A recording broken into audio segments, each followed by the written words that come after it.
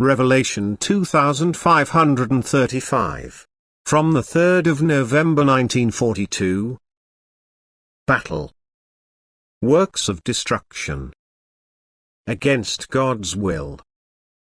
A world of battle will smother love, and this signifies the spiritual breakdown of that world. For where love is present there is also peace.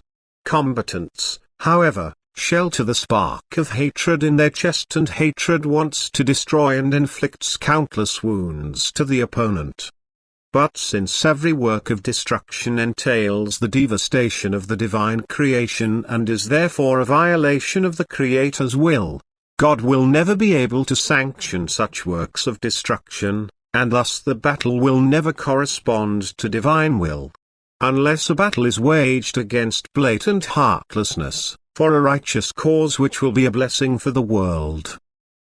Hence, love for one's neighbor must be the driving force for a battle. Without it people would have to endure suffering through no fault of their own, which a responsible ruler's sense of justice wants to stop happening.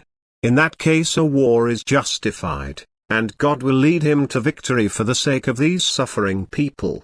Every evil deed will result in evil deeds time and again, and thus a battle evoked without justification will give rise to countless evil deeds again.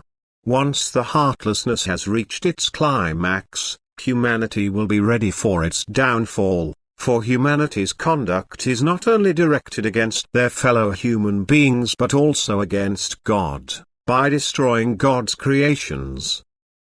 Apart from the dreadful earthly consequences, every act of destruction also has inconceivable spiritual results which affect the human race itself.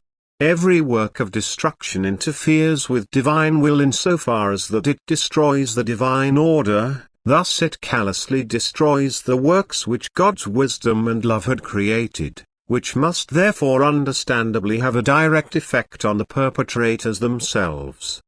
God is righteous and his punishment will come upon the guilty, and guilty are those people whose actions only ever express heartlessness. Love will never be able to prevail among people who fight each other and aim to cause damage in order to render the other incapable of fighting. Everything came forth from God's love, consequently, love was the divine creative power. Lack of love must therefore signify the ruin of what God's love created. And thus the heartlessness is directed against God.